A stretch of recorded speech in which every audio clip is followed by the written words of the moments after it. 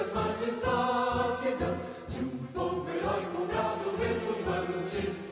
E o sol da liberdade, raios fúlgidos, brilhou no céu da pátria nesse instante.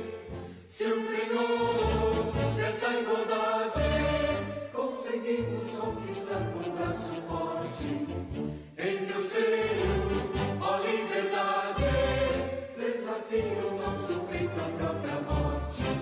Ó pátria amada, idolatrada, salve, salve, Brasil, um sonho intenso, um raio vívido, de amor e de esperança a terra desce.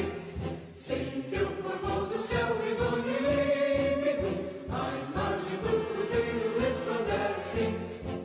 Gigante pela própria natureza, és bela, és forte, impávido, colosso, e o teu futuro espelha essa grandeza, terra dourada. Entre outras mil és do Brasil, a pátria amada, dos filhos desse sol és mãe gentil, pátria amada, Brasil.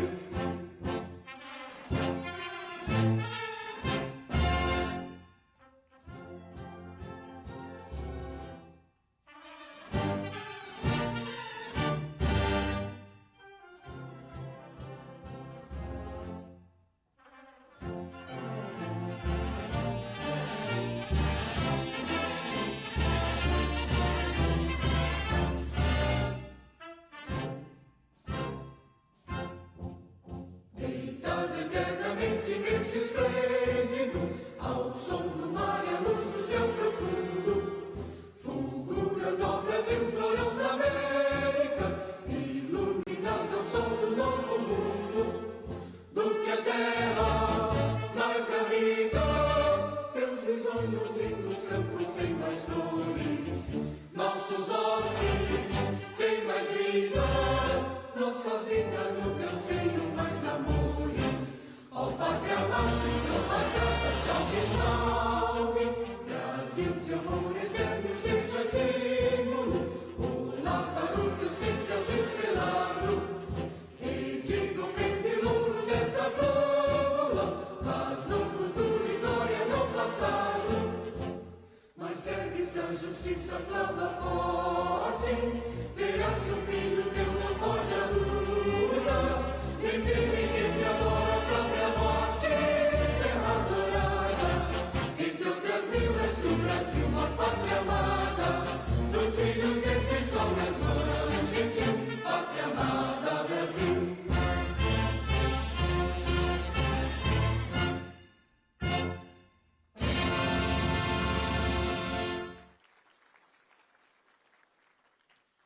Por gentileza, tomem os assentos.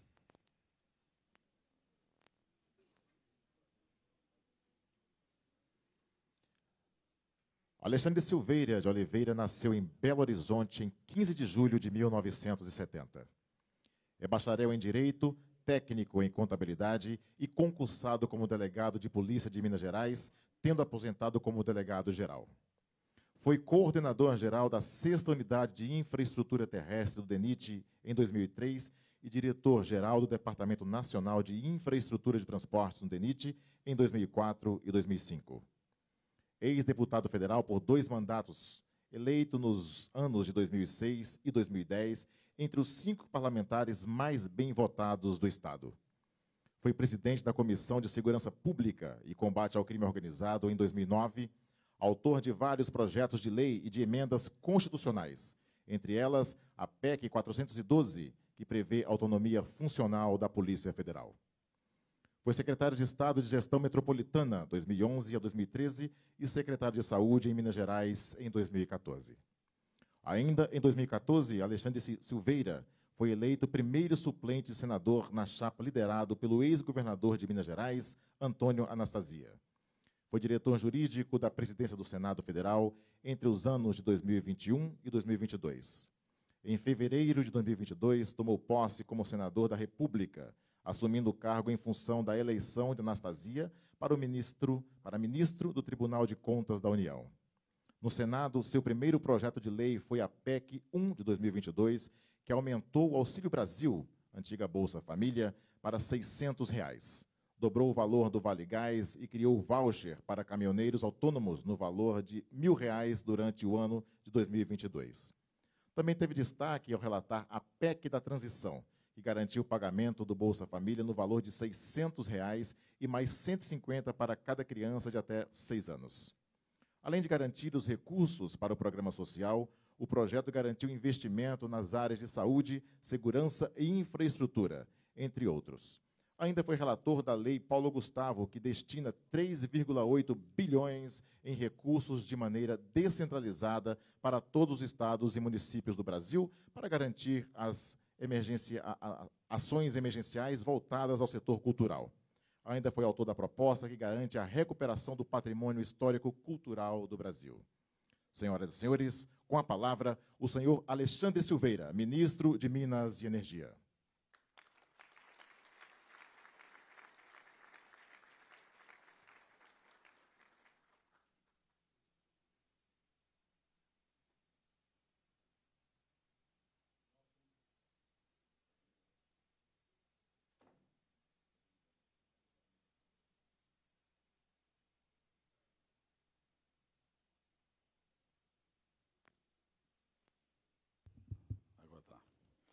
Nosso muito boa tarde a todos, a todas.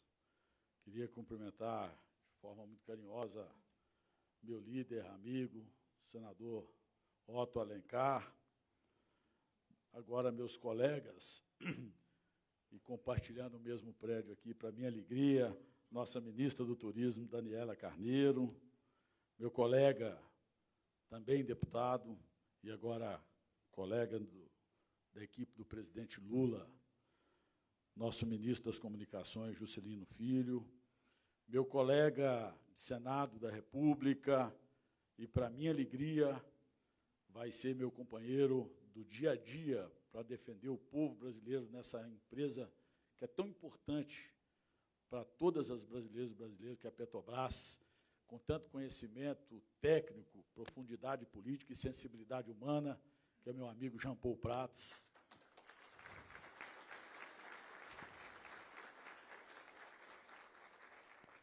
Cumprimentar nosso vice-governador, Matheus Simões, e ressaltar a alegria de poder trabalhar em conjunto para o bem de todas as mineiras e mineiros.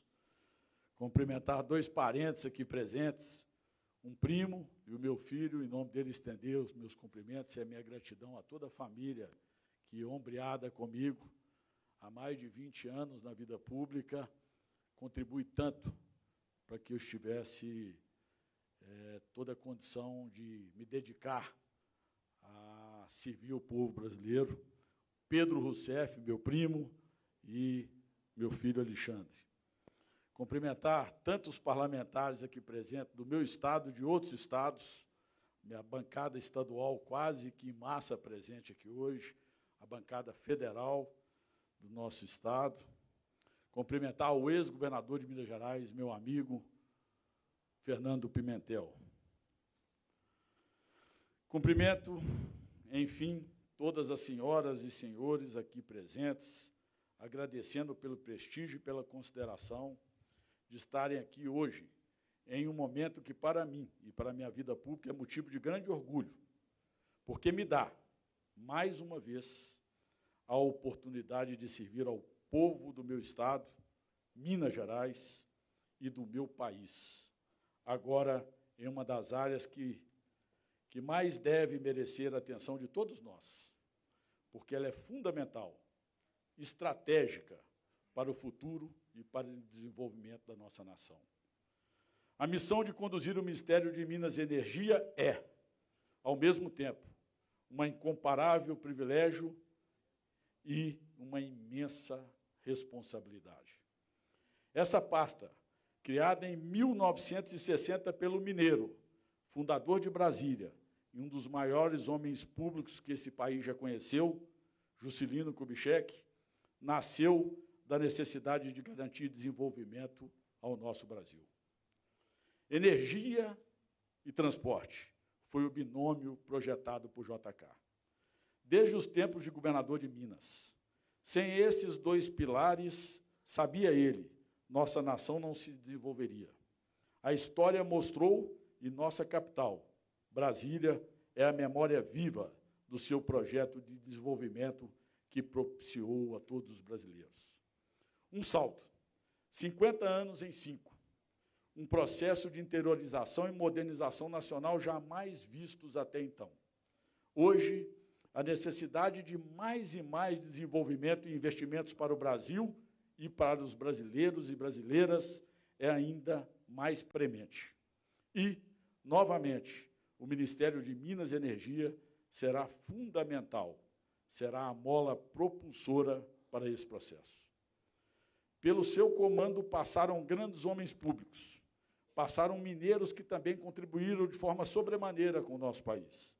Gabriel Passos, o governador e vice-presidente Aureliano Chaves, o deputado Paulino Cícero de Vasconcelos e a nossa presidente Dilma Rousseff. Por me oportunizar buscar dignificar mais uma vez o nome de Minas Gerais no cenário nacional, agora como ministro dessa pasta tão importante, agradeço ao presidente Lula e ao vice-presidente Geraldo Alckmin a confiança. Quero fazer merecê-la com muito trabalho e muita dedicação, sem deixar-me jamais esmorecer pelos imensos desafios que temos pela frente. Trabalho, trabalho e trabalho serão nosso nome e sobrenome durante esse período à frente do Ministério de Minas e Energia. Inicio deixando claro minha visão que os nossos recursos já precisam ser explorados de forma oportuna, responsável, sustentável e racional, de modo que gere ao nosso povo e às futuras gerações os melhores resultados possíveis. A própria complexidade e vastidão dos setores envolvidos revelam a natural magnitude dos desafios que virão e que deverão ser enfrentados por esse Ministério, com muito afinco, dedicação, diálogo, técnica e, sobretudo, segurança. Segurança jurídica para os contratos, segurança regulatória para os agentes, segurança e modicidade tarifária para os cidadãos e segurança de suprimento para a nação. No setor elétrico, nossas maiores batalhas serão nos campos da modicidade tarifária e da efetiva universalização do acesso a uma energia de qualidade, limpa e sustentável, sem esquecer jamais da importância de se criar um ambiente seguro para a atração de investimentos e, consequentemente, competitividade. Precisamos universalizar o acesso à energia e exterminar a miséria elétrica. Por isso, vamos trabalhar para concluir o programa Luz para Todos, levando energia elétrica mais barata, estável e limpa para todos os rincões do Brasil.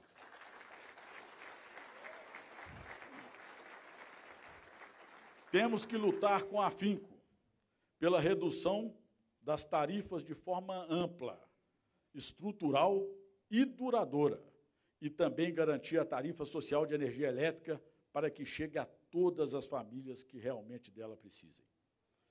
Com essas duas ações prioritárias para o presidente Lula, voltaremos a transformar vidas, a cumprir a missão de tirar o povo brasileiro que ainda, para espanto de todos nós, vive na miséria e na fome.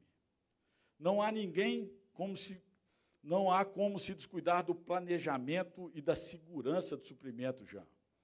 Não podemos correr os riscos de novos apagões, a exemplo do que quase aconteceu em 2021, quando nossos reservatórios experimentaram a pior escassez hídrica da sua história.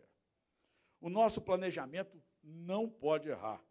Reitero, o nosso planejamento não pode errar.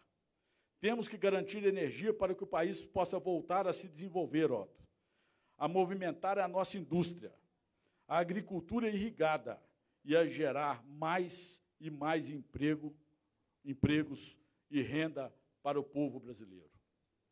Vamos concentrar esforços para modernizar nosso parque de geração, investir em tecnologia e na otimização da gestão, sempre olhando para o equilíbrio entre modicidade tarifária e confiabilidade de suprimento.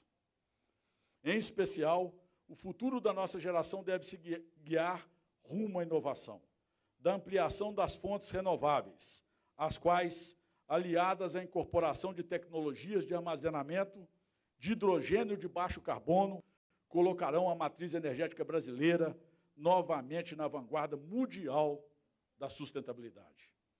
E é com esse foco que anuncio para os senhores e para as senhoras que vamos criar a Secretaria Nacional de Transição Energética, dedicada exclusivamente em estruturar as políticas públicas necessárias para colocarmos o Brasil como líder mundial em energia limpa, o que deve ser um dos principais desafios da nossa pasta, junto com a ministra Marina, no meio ambiente.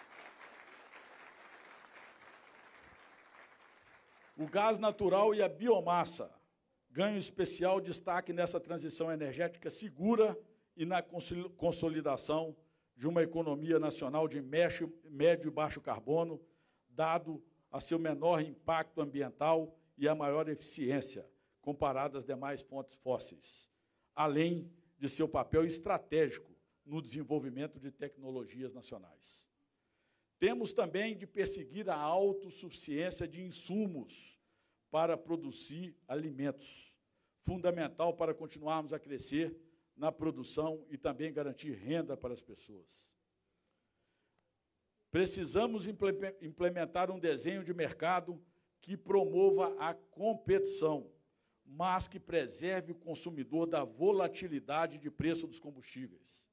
É muito difícil explicar ao povo brasileiro que somos o paraíso dos biocombustíveis, que temos a riqueza do pré-sal, mas que ele ficará, inevitavelmente, à mercê dos preços das commodities internacionais ou do açúcar no mercado internacional. Apesar de sermos, muito graças à Petrobras, o maior produtor de petróleo da América Latina, nossa capacidade de refino deficitária nos torna reféns da importação de derivados de petróleo e de gás natural, deixando o mercado nacional exposto às constantes e abruptas oscilações internacionais de preço.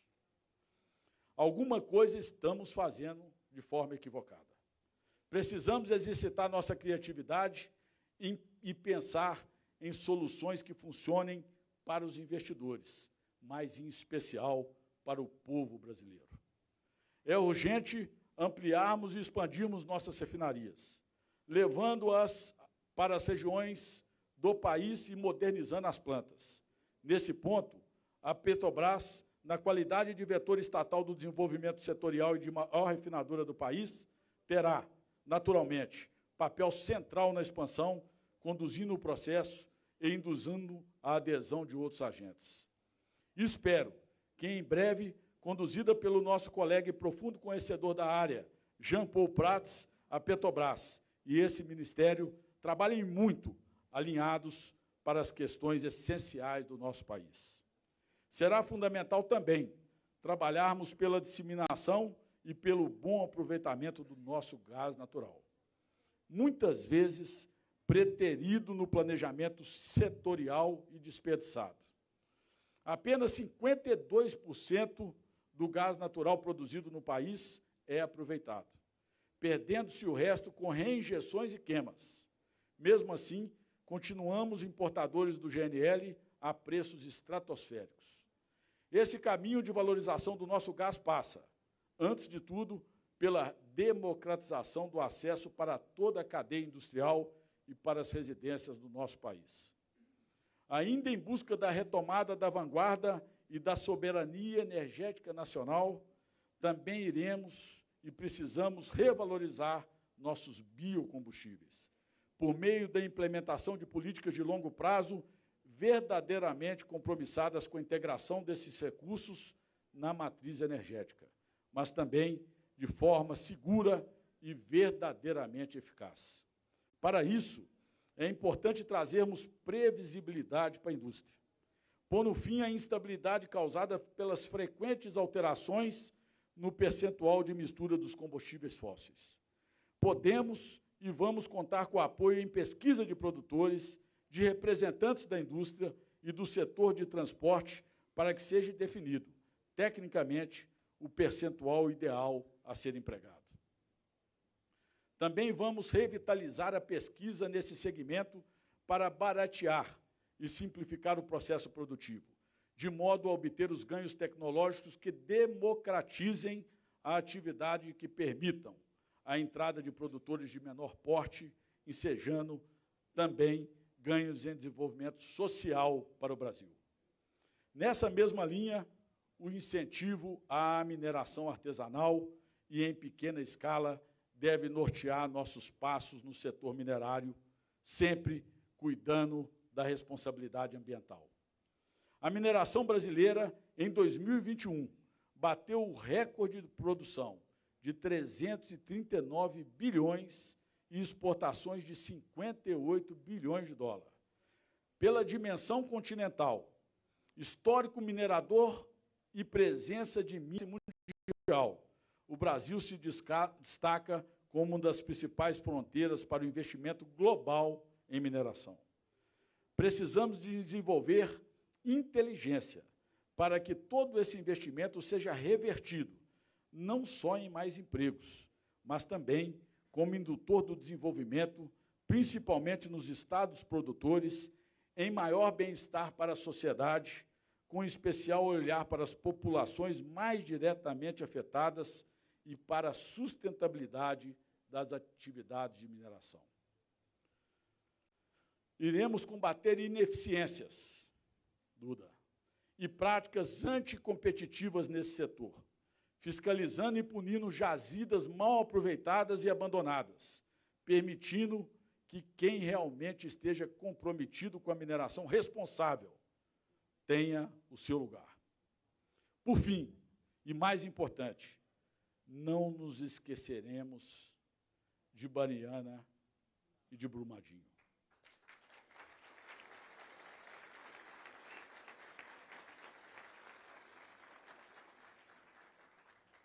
Minha mais profunda solidariedade com os atingidos que perderam seu maior bem, seus familiares.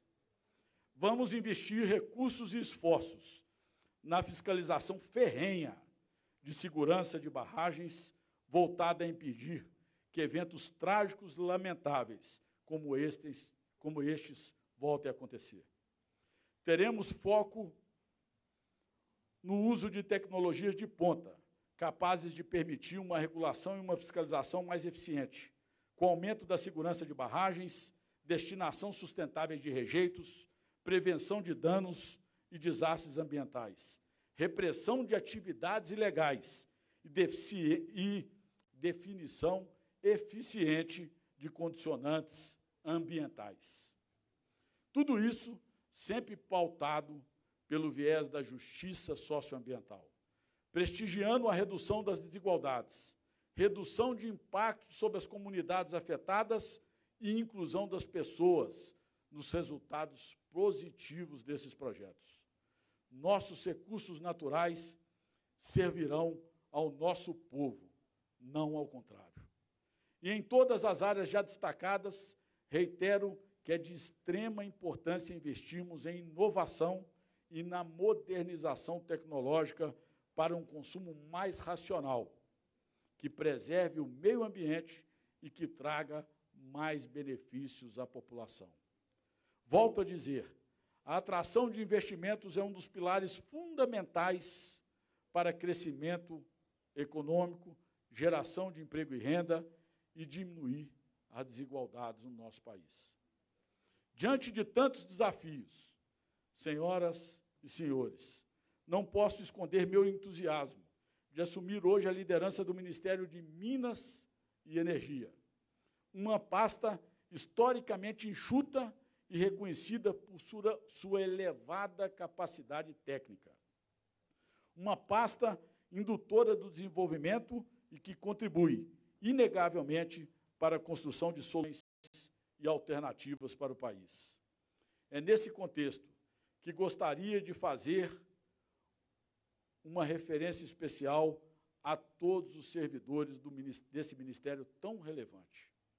Faço uma referência aos técnicos concursados com sólida formação profissional e do mais alto gabarito, e que, adianto, serão de minha parte ouvidos, valorizados e levados em consideração sempre para o bom andamento dos trabalhos e para ajudar na construção de um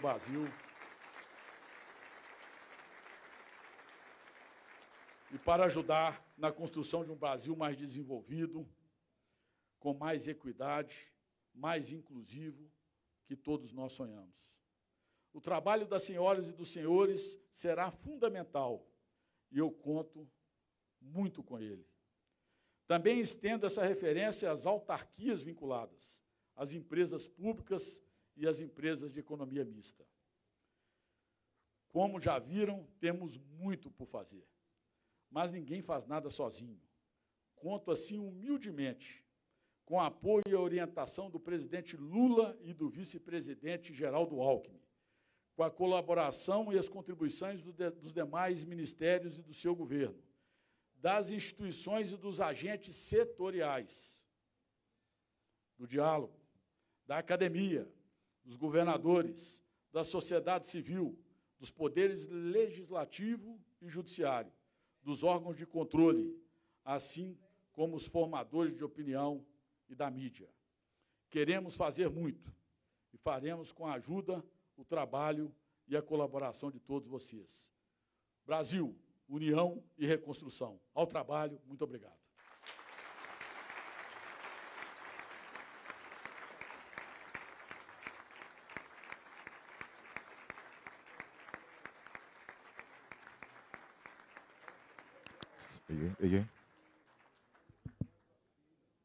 Ei.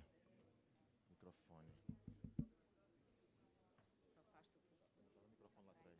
Microfone. Ei.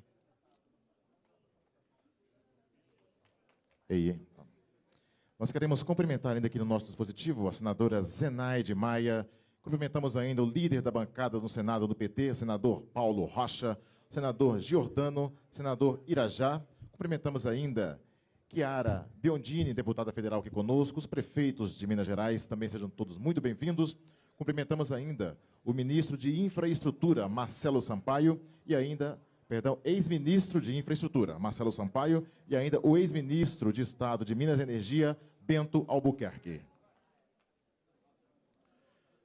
Nós ressaltamos que o ministro receberá os cumprimentos no palco, o acesso se dará pelo lado direito do palco, à esquerda dos senhores. Solicitamos aos convidados que permaneçam em seus lugares para que os familiares e autoridades presentes façam seus cumprimentos. Em seguida, convidamos a todos os presentes para os cumprimentos. O ministro Alexandre Silveira agradece a presença de todos, desejando uma ótima tarde e um feliz ano novo.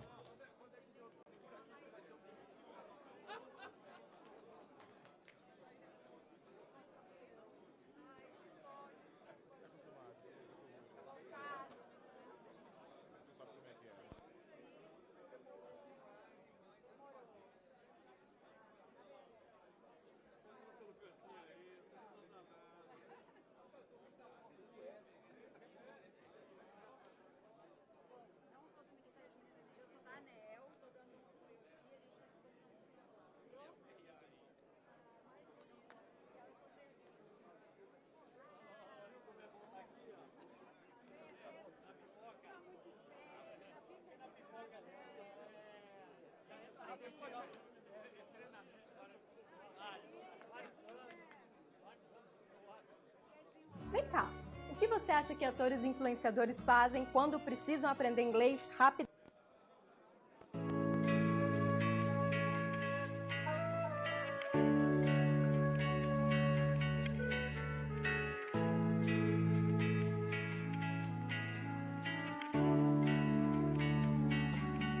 Your love is king, chromed you